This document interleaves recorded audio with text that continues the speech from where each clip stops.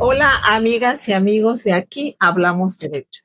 En este día queremos ofrecerles a ustedes un programa especial porque sabemos que se acerca el Día del Niño. Y bueno, pues sabemos muchos que no tenemos tanto que celebrar por el Día del Niño, por todas las cuestiones que han estado sucediendo entre papás y mamás, que no se ponen de acuerdo con la custodia o con la convivencia y otras cuestiones legales que se presentan día a día entre las parejas. Y para eso hoy tenemos una invitada especial que es nuestra estimada amiga doctora Lorena Denis Trinidad, quien sabemos que ha sido juez por muchos años en el Tribunal Superior de Justicia. Ella fue juez de lo familiar y ahora pues está en otro nivel ya federal y es magistrada. Queremos platicar con ella acerca de esta problemática que se presenta diariamente en las parejas. Con toda la vasta experiencia que ella tiene, nos va a comentar un poco para que papás y mamás conozcan cuáles son los derechos de los niños, niñas y adolescentes y que esto pues ya sabemos que está en la ley. Gracias, doctora, por aceptar la invitación. Muchas gracias, maestra Salud. Siempre es un gusto estar aquí. Claro que estuve sí. en el primer programa y me da mucha alegría saber que continúa con esta noble labor. Claro. Y gracias a todos y cada uno en casita que nos pueden ver y escuchar. Así que esperemos que este podcast pues les sirva a todos. La doctora es como mi madrina del podcast Aquí Hablamos Derecho, porque con ella iniciamos el primer programa y seguimos adelante, y por eso hoy tuve ese gran deseo de volverla a invitar para que hablemos un poquito acerca de esta situación que usted manejaba todos los días, doctora, en el juzgado familiar, ¿verdad? De ahí veíamos cómo los papás a veces no se ponen de acuerdo con respecto a la convivencia, a la guardia y custodia y a otras situaciones, y los niños están en medio. ¿Qué nos puede decir, doctora, acerca de cómo tienen que, ustedes como jurisdiccionales tienen que intervenir para que esos papás puedan ponerse de acuerdo? ¿Qué dice la ley al respecto? Realmente yo sí quisiera poner énfasis en que falta en nuestra sociedad esa cultura de cómo terminar una relación adecuadamente. Claro. Desafortunadamente no lo tenemos y hay que entender algo. Parejas probablemente no van a volver a ser, pero padres toda la vida. Claro. Si esto lo entendiéramos, fuera mucho menos lo que estuviéramos viendo en los juzgados día a día. Claro. Realmente nos enfrentamos a situaciones muy lamentables, muy tristes en relación a niños, niñas y adolescentes. Esa situación que se vivía dentro del juzgado familiar creo que era muy preocupante, ¿verdad? Sí.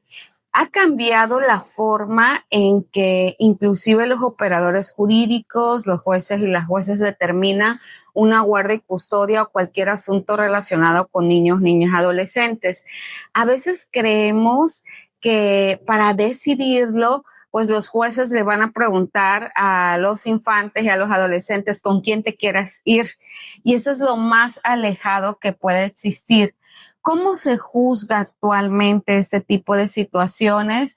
Pues se toma en cuenta, para empezar, el interés superior de la infancia, la opinión del niño, la residencia habitual, pero sobre todo la realidad social consolidada.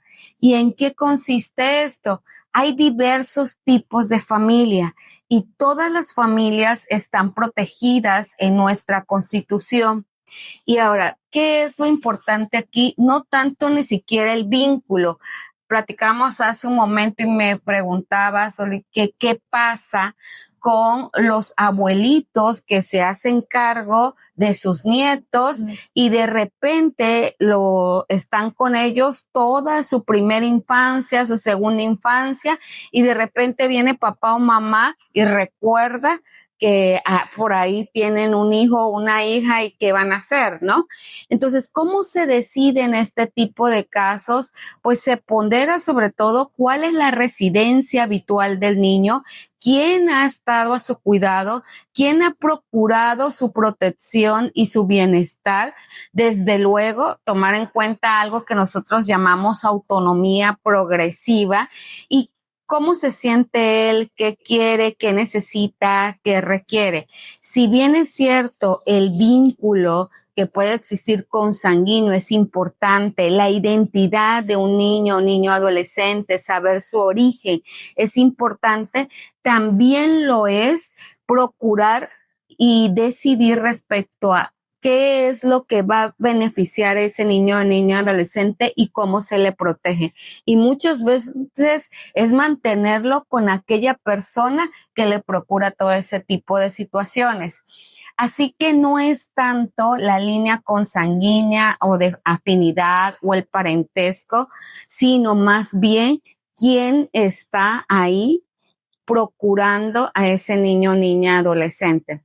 Se acerca el día del niño, niña, y yo creo que es un momento importante para reflexionar sobre sus derechos, para reflexionar sobre los principios de la Convención de Derechos del Niño, pero sobre todo para que todos y cada uno en casita tengamos en cuenta cómo debe educarse en una crianza eficiente a nuestros niños, niñas y adolescentes. Bueno, doctora, es muy importante lo que usted ha estado comentando acerca de cómo los papás tienen que comprometerse con los niños para que ellos sean felices, ¿no? Creo que la ley está hecha bien para que nosotros la pongamos en práctica, pero no nada más tenemos nosotros el compromiso como papás, también depende mucho de nosotros también como abogados, ¿sí?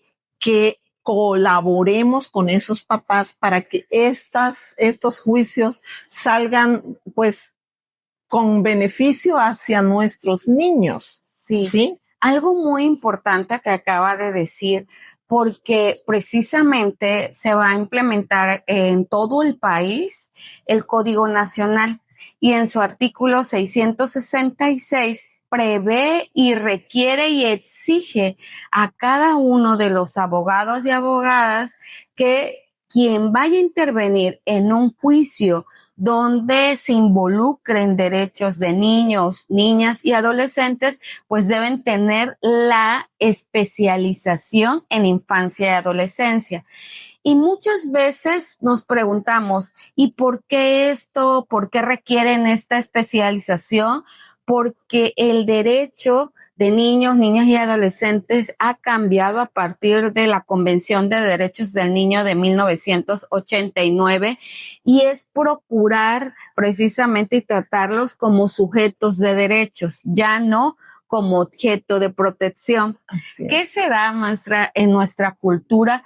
Pues es muy común que cuando nos educaron a nosotros, que si papá y mamá y el niño estaba ahí y querías tú hablar, pues te decían, esta plática es de adultos, simplemente no podías tú opinar o nada más mamá o papá se te quedaba viendo y ya tú entendías qué era lo que significaba ello. Actualmente es una cultura de derechos humanos donde hablamos de una crianza eficiente, donde ya no son más objeto de protección, sino si nos hiciéramos la pregunta, ¿a quién pertenecen los niños, niñas y adolescentes? Pues la respuesta es que no pertenecen ni a papá ni a mamá, sino que se pertenecen a sí mismos porque son sujetos de derecho. Claro, qué interesante que nuestros papás y mamás que nos estén viendo conozcan y sepan que la ley realmente protege a nuestros niños, pero más que nada los niños creen en nosotros como papás y tenemos que protegerlos, tenemos que amarlos porque para eso los trajimos al mundo, para procurarlos y hacer gente de bien en el futuro. Y doctora, la Suprema Corte de Justicia de la Nación diario nos está sacando información acerca de cómo proteger a nuestros niños.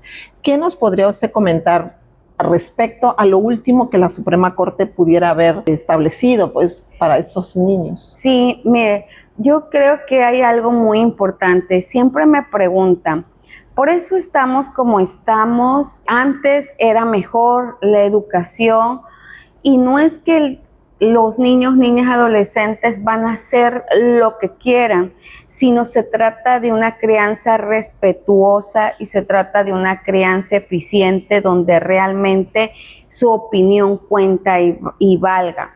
Entonces, creo que es tarea de cada uno de nosotros. En cuanto al criterio que me comentaba de la Suprema Corte de Justicia de la Nación, creo que una de las más importantes es poder aplicar y saber qué es interés superior de la infancia, porque muchas veces nada más lo escuchamos y sabemos el fundamento, artículo 3 de la Convención de Derechos del Niño o artículo 4 constitucional, pero ¿cómo lo aplicamos? No se trata nada más de expresiones sin fundamento alguno, sin sustento. Yo siempre digo, se escucha bonito y no es solamente colocarlo en el papel, sino es ir más allá y es aplicar interés superior de la infancia en su triple concepción. ¿Y qué significa esto? Que debemos entenderla como derecho donde cada niño es distinto y como es distinto cada niño, la justicia se tiene que adaptar a cada característica y necesidad de cada niño y donde si tuviéramos los varios derechos, pues el interés superior de un niño está en el más alto nivel. Como principio, cuando nosotros estamos ante una norma y está un niño, las necesidades de un niño, siempre debemos aplicar las correspondientes al niño, es decir, el interés superior de la infancia, aunque esté esta norma.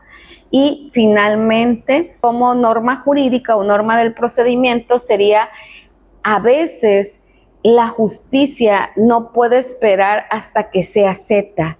Tenemos A, B, C. A veces es necesario que haya una M y no esperar hasta el último momento a efectos de que se aplique correctamente interés superior de la infancia.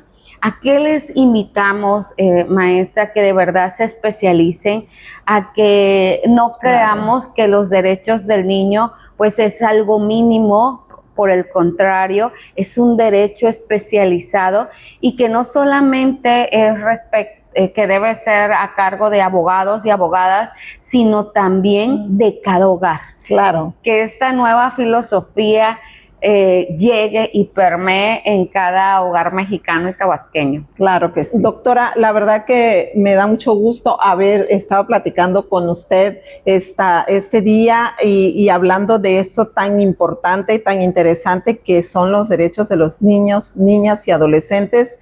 Y pues invitar a todos los papás a que realmente se comprometan con sus hijos, a que reflexionen, a que piensen y también invitar a nuestros amigos los abogados a que se preparen acerca de lo que son los derechos de los niños, niñas, adolescentes, porque ya está a la vuelta de la esquina, dijéramos, la implementación del Código Nacional de Procedimientos Civiles y Familiares. Bueno, pues les agradezco el seguir nuestro programa de Aquí Hablamos Derecho y nos vemos en una próxima. De mi parte, agradecerle. Siempre es grato tener una mujer que se preocupa no solamente de sus cuestiones personales, sino incluso su amor por los demás va mucho más allá y sobre todo, maestra Zurut, mi admiración y mi respeto porque se toma su tiempo en pensar en los demás. Claro, así que sí. Aquí y ahora hablamos de derecho. Claro, así es. Muchas gracias, hasta luego.